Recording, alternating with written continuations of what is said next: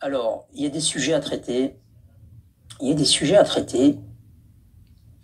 Cette escalade entre la France et l'Algérie, c'est absolument pas un sujet consommé, c'est absolument pas un sujet dépassé. Et je regrette que il n'ait pas été traité à sa juste valeur, parce qu'il y a tellement à dire sur ce sujet-là. Il y a plusieurs angles d'analyse par rapport déjà à ce que subissent le régime algérien, à ce que subit le régime algérien, parce que ce que subissent les Algériens, oui et non, mais ce que subit le régime algérien, et puisque justement, parce qu'on le dit souvent, hein, les Algériens nous disent oui mais nous on n'est pas politisés, oui mais nous on mélange pas le peuple et la politique, etc. Et quand la France s'attaque à ce pouvoir voyou de la Mouradia, eh ben tout de suite vous avez les Algériens qui montent au créneau en disant ouais vous vous acharnez contre les Algériens. On s'acharne pas contre vous, on s'acharne contre votre pouvoir voyou. Donc et aussi par rapport à ces influenceurs, à ces relais du régime algérien. Donc là, si vous êtes incapable de situer les choses, ça veut dire qu'en réalité, vous êtes des beaux menteurs, et aux yeux de tout le monde aujourd'hui. Vous avez été dévoilés aux yeux de tout le monde, en fait. En fait, vous, quand il s'agit de dire des vérités concernant le Maroc, il faut pas tout mélanger. Il faut pas mélanger les peuples et la politique. Il faut pas faire la fitna. On n'est pas des musulmans, etc., etc. Vous connaissez la mélodie. Mais quand il s'agit de l'Algérie, là, du coup, là, c'est tahiyya tebboune, et arrêtez de vous acharner contre les Algériens. Arrêtez de parler de l'Algérie. Si, on va en parler. Alors, c'était hier, il me semble. Hein. Hier, le 11 janvier, l'Algérie a réagi via un communiqué. Et ce communiqué-là, quand même, il est incroyable. Mais je vous disais que le communiqué, en réalité, il fustige pas ni le gouvernement français, ni la France, ni même Macron. Mais l'extrême droite, si vous lisez un petit peu le communiqué, parle beaucoup de l'extrême droite. Bien évidemment, il parle de Retailleau. Mais on sait que Retailleau, il est de... Comment on appelle ça? L'UDF. Comment il s'appelle le nouveau parti? Les LR, voilà. Il est avec les LR, mais il est très très à droite des LR. Il a l'idéologie politique des LR, mais il est plus conservateur que la majorité des LR. C'est un peu la caution de l'extrême droite au sein des LR. Et donc, en réalité, il montre... Vous voyez les Algériens qui sont contents, qui sont là, waouh, on a répondu aux Français, vous avez le gouvernement algérien qui joue les gros bras, mais concrètement, en faisant ça, ils montrent qu'en réalité, ils n'ont pas osé répondre ni au gouvernement français, ni à Macron, ni à la France, ni au peuple français, mais simplement à l'extrême droite et à Retailleau parce que c'est leur cible. En réalité, ils ont peur de s'adresser au gouvernement français et ils ciblent uniquement ces quelques personnes.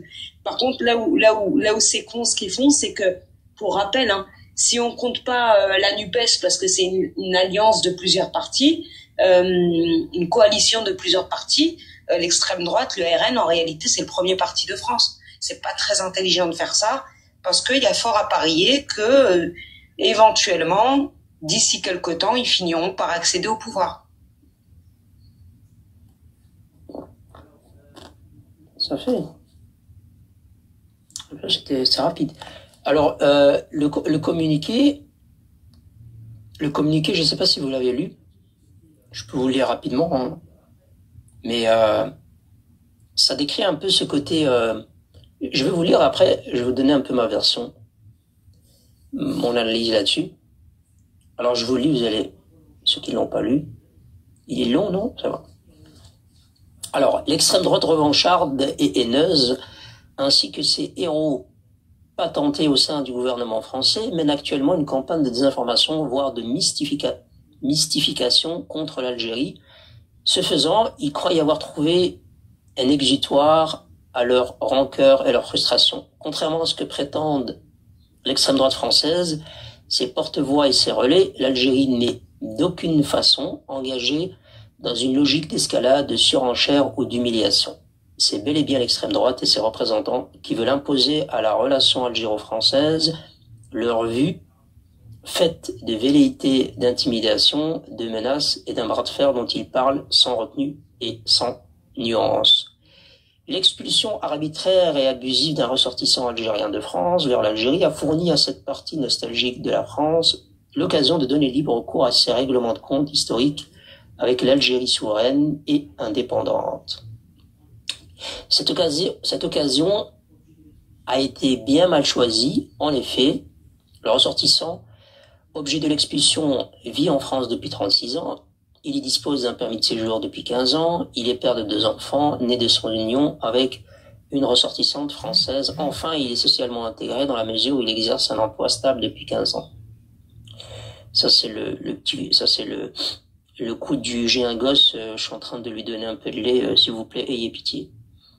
L'ensemble de ces données lui confère indubitablement des droits de son expulsion précitée et contestable, l'a empêché de faire valoir tant devant les juridictions françaises qu'européennes.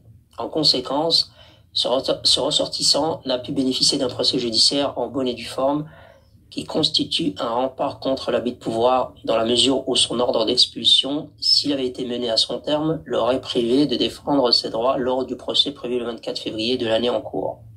Par ailleurs, et en violation des dispositions pertinentes de la Convention consulaire algéro-française du 24 mai 1974, la partie française n'a cru devoir informer la partie algérienne ni de l'arrestation, ni de la mise en garde à vue, ni de la détention, ni encore de l'expulsion du ressortissant en cause. Bien plus, elle n'a pas donné suite à la demande de la partie algérienne d'exercer sa protection consulaire au profit du ressortissant concerné à travers le droit de visite. Et je termine par un dernier paragraphe. Au vu de tous ces dépassements et de toutes ces violations des droits acquis par le ressortissant algérien sur le territoire français, la décision algérienne dans cette affaire est animée par le souci de lui permettre de répondre aux accusations qui sont portées contre lui, de faire valoir ses droits et de se défendre dans le cadre d'un processus judiciaire juste et équitable sur le territoire français. Mais bon Dieu de bon sang, bon Dieu de bon sang, bon Dieu de bon sang. Vous voyez le droit, vous voyez la justice et le droit de l'humain, etc., que chez les autres. Chez vous, il n'y a pas ça. Chez vous, on met dans la camionnette, on met une cagoule sur la tête, on les emmène dans un endroit isolé, et on les laisse là, et ni vu ni connu, interdiction d'être consulté par un avocat, etc. Et vous voulez que les autres pays, eux, ils doivent faire preuve de droits humains, c'est ça que je trouve aberrant de la part du régime algérien à chaque fois, c'est ce côté-là un peu. Alors, puisque tu as lu le communiqué, voilà, on va le décortiquer ensemble. Donc ça commence par l'extrême droite revancharde et haineuse. Revancharde et haineuse, pourquoi on se pose la question dans la tête des Algériens, en fait, c'est l'extrême droite qui a combattu l'Algérie. Donc déjà là, quelque part, ils font l'aveu, et c'est réel, que l'Algérie n'a pas fait la guerre à la France, mais à une seule partie de la France. Et en réalité, c'était pas à proprement dit que l'extrême droite, c'était les soldats français en Algérie qui se sont opposés à De Gaulle à cette époque-là, et il n'y avait pas que l'extrême droite. Donc ça, c'est une chose à dire. Et ils disent donc ainsi que ces héros patentés au sein du gouvernement français. Donc les héros, le héros, c'est un messager, c'est un soldat messager en réalité. Donc pour eux, Retailleau, en fait, d'eux-mêmes, ils qualifient Retailleau comme n'étant pas quelqu'un du LR, mais du RN en réalité. Avait-on besoin d'eux pour essayer de le deviner un petit peu? Je ne pense pas, et je pense même pas en réalité qu'il soit du RN. C'est vraiment quelqu'un du LR, c'est juste qu'il est un peu plus conservateur que la majorité, bien qu'il soit déjà conservateur. Et ils disent mène actuellement une campagne de désinformation, de mystification contre l'Algérie. Déjà, ils s'en prennent à des influenceurs qui ont tenu des propos gravissimes, des propos terreaux. Mais pour eux, c'est des propos contre l'Algérie. Donc concrètement, pour l'Algérie, dès que tu t'attaques à de potentiels terreaux, dès que tu t'attaques à des gens qui appellent à de la violence, tu t'attaques à l'Algérie dès lors qu'ils sont algériens. Vous voyez la différence avec le Maroc? C'est que le Maroc, si vous avez un Marocain sur le territoire français qui fait quelque chose de pas bien, quand la France lui tape dessus, le Maroc ne le prend pas pour lui. Elle se dit pas, ils sont en train de taper sur le Maroc, ils sont en train de taper sur les Marocains. Elle se dit, ils sont en train de taper sur un de chez nous qui a merdé, fortement merdé. Mais l'Algérie, elle a des gens qui appellent au terreau sur le territoire français, et dès lors que tu t'attaques à eux, elle le prend pour elle. C'est bien la preuve qu'elle s'assimile elle-même à un gouvernement de terreau. Elle sait elle-même que tout ce qui est terreau fait partie de son identité. Donc ça, c'est la première chose. Ce faisant, ils croient y avoir trouvé un exutoire à leur rancœur et à leur frustration. Excusez-moi, tu me corriges, Brahim, si je me trompe. Mais c'est dans l'hymne algérien qu'on trouve des attaques à la France. Dans l'hymne français, on n'a aucune référence à l'Algérie. C'est les Algériens qui réclament une pseudo-reconnaissance d'un pseudo-génocide. La France, elle a jamais réclamé quoi que ce soit à l'Algérie. C'est les Algériens qui, lorsque Macron va en Algérie, le visa Macron, le visa. C'est les Algériens qui demandent d'aller se soigner en Algérie. Ce sont les Algériens qui demandent à ce que la France reconnaisse telle ou telle exaction. La France, elle a jamais eu aucune demande envers l'Algérie, elle calcule même pas l'Algérie. Donc c'est un peu exagéré. Alors ça c'est une chose. Quand il parle de frustration, moi ça me fait doucement rire parce qu'on voit pas des Français en Algérie ou même sur le sol français brailler l'Algérie toutes les 5 minutes. On a Zemmour de temps en temps qui dit 2-3 mots, peut-être un Jordan Bardella par-ci par-là, mais c'est vraiment quand il y a un événement. Mais en réalité, en France, personne n'en a rien à foutre de l'Algérie. Ensuite, contrairement à ce que prétendent l'extrême droite, ses porte-voix et ses relais, l'Algérie n'est d'aucune façon engagée dans une logique d'escalade, de surenchère ou d'humiliation. Vous voyez un petit peu cette petite marche arrière. C'est nous on veut pas. Non Mama França, non Mama França. Nous, vous êtes en train de me déconcentrer, s'il vous plaît.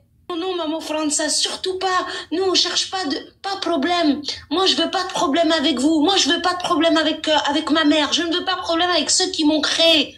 Nous ne voulons pas d'escalade, de surenchère ou d'humiliation. C'est sûr que vous auriez du mal à les humilier. C'est bel et bien l'extrême droite et ses représentants qui veulent imposer à la relation algéro-française leur vue faite de velléité d'intimidation.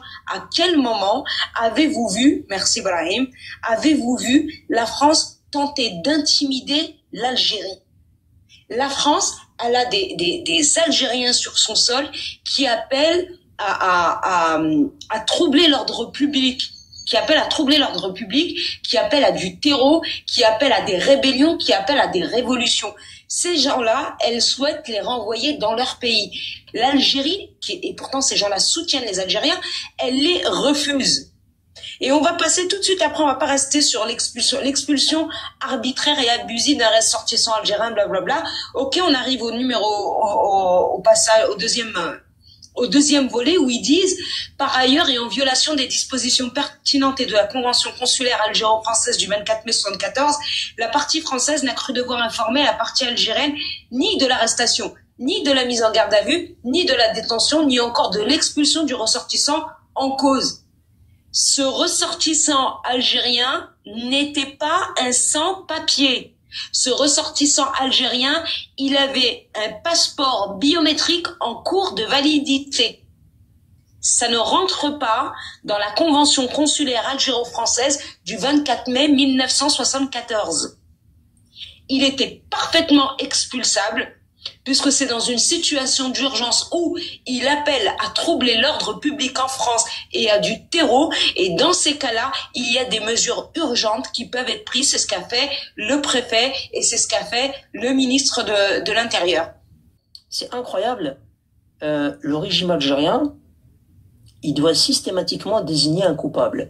Systématiquement faire comprendre à l'opinion publique que c'est pas lui, mais c'est un complot, une manœuvre visant à le nuire, mais pour lui tout va bien, etc., etc., etc. Ah ouais, financer le Polisario, etc., ça c'est juste en tant qu'observateur pour défendre des peuples opprimés. Le Mali, hein, en recevant des groupes terreaux, c'est juste pour sécuriser la région, etc., etc., etc. Mais la France, pourquoi vous assumez pas, vous qui êtes un peuple de révolutionnaires, vous êtes des hommes, vous n'avez peur de personne, Pourquoi vous parlez pas directement au gouvernement français, puisque ce sont des hommes politiques du gouvernement actuel qui vous rentrent dans le lard? Je peux vous donner des exemples, j'en ai plein. Les Français, les membres du gouvernement, et pas juste l'extrême droite, des gens de tout horizon, de tout parti, ils vous le disent dans les yeux. Ils vous le disent. Il y a un communiqué de Christophe Lemoine, le porte-parole du Quai d'Orsay. Il dit à un média, à la France Info, il dit les relations entre la France et l'Algérie ont atteint un seuil extrêmement inquiétant. Et que depuis un moment déjà, les autorités algériennes, ils adoptent une attitude très hostile vis-à-vis de la France. Et ils vous le disent en face, ils n'ont pas peur de vous. Et vous, en retour, la réponse que vous avez à leur fournir, c'est de leur dire non, arrêtez, ils sont en train de faire la fitna, l'extrême droite est en train de nous diviser. Non. Il y a aussi son collègue aux affaires étrangères, Jean-Noël Barrot. Il dit la France, elle n'a pas d'autre possibilité que de riposter face à ces Algériens, face à ce pouvoir algérien qui continue cette posture d'escalade. Tu vois, ils vous le disent en face, eux, ils en ont rien à foutre. Je sais pas, moi, si vous êtes des hommes, et si vous êtes vraiment un pays, comme vous dites, souverain et qui avait peur de personne, comme l'a dit Hamid Tebboune, il faut répondre de manière franche. Il faut arrêter de trouver des coupables. Systématiquement, les Algériens, vous êtes dans cette posture de dire c'est pas nous, c'est lui. Le problème là, c'est une partie tierce qui l'a développé. Arrêtez, il n'y a pas d'extraterrestres, il n'y a pas de partie tierce, il n'y a pas d'extrême droite. C'est la France que vous attaquez, c'est la France que vous pointez du doigt tout le temps. Et arrêtez de nous parler de fitna. Il faut juste assumer un peu votre comportement. Assumer, c'est tout. Il faut juste assumer. Très simplement. Regardez. Là, je peux vous les montrer, je vais vous les énumérer. Attends. Je vais vous les énumérer les uns derrière les autres. Par exemple, vous avez lui, là. Lui.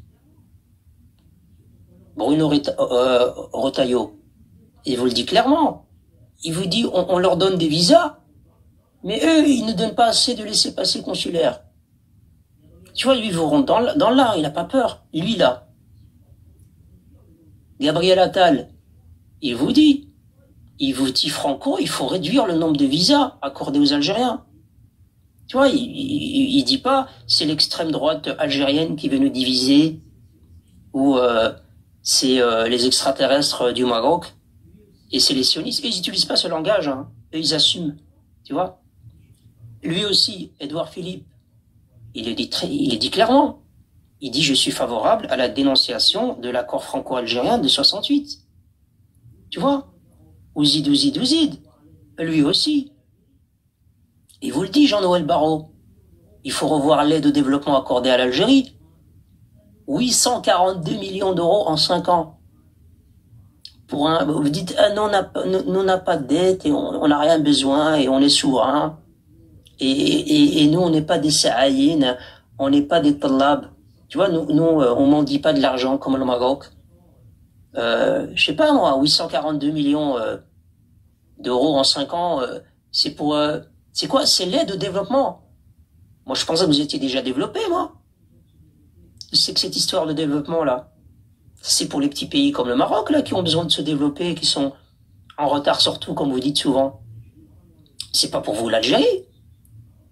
Il me semble, hein. C'est pas pour vous l'Algérie, normalement, les aides de développement. C'est pour le Maroc. C'est incroyable. D'ailleurs, oui.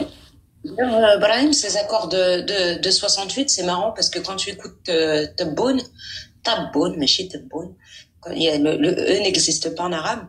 Quand tu écoutes Tebboune, il dit oui, les accords de 68, il n'y a plus rien dedans, ils nous servent à rien, etc. En réalité, il veut faire croire que les accords de 68, c'est du bullshit pour les Algériens. Pourtant, qui se soigne est-ce que c'est les Algériens qui se soignent en France ou est-ce que ce sont les Français qui vont se soigner en Algérie?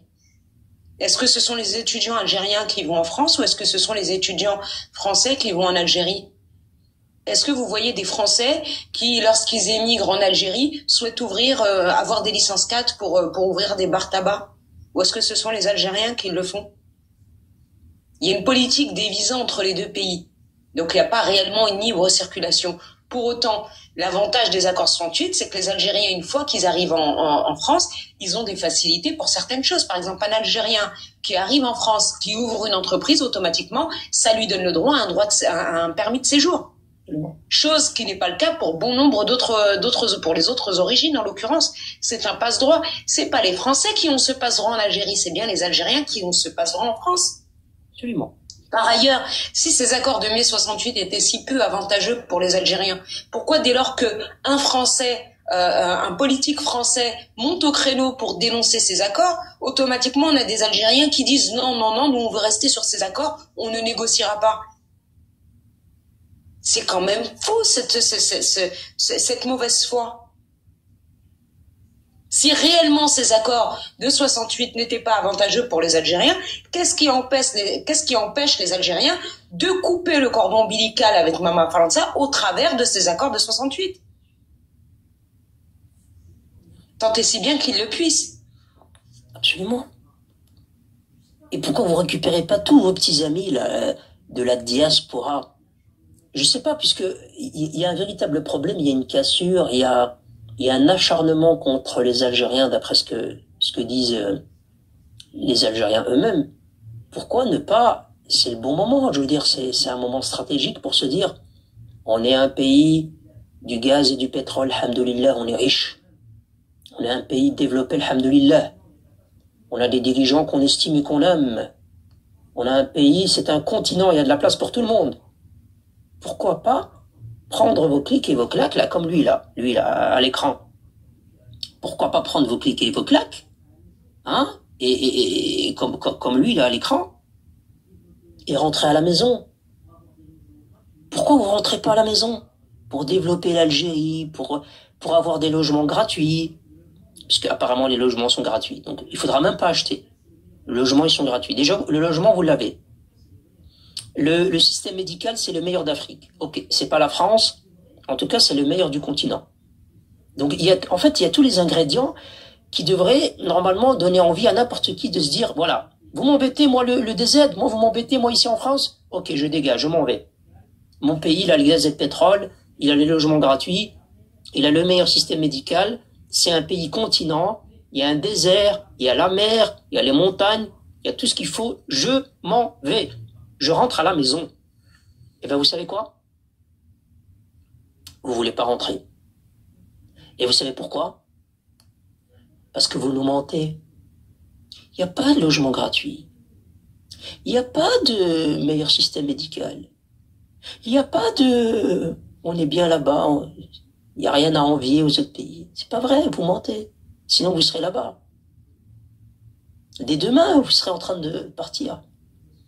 Voilà, comme est-ce que vous vous activez en France, vous faites des associations en France, vous activez vos relais, on va revenir là-dessus par rapport aux relais du régime algérien en France, vous les activez justement parce que vous êtes incapable de vous dire on est tellement fiers de notre pays, souverain, et on a tout ce qu'il faut chez nous, et ben entre guillemets, on vous emmerde tous, on prend le clic, on le claque et on rentre en Algérie. Vous n'êtes pas capable. Non, vous n'êtes pas capable. Regarde, la dernière fois que j'ai appelé Chengriha pour lui dire, vous faites quoi? Je sais pas, je l'ai convoqué là. Regarde ce qu'il a dit. Il a dit non, c'est pas moi qui ai arrêté Boualem Sansal, je vous jure, c'est pas moi, c'est Madame le juge.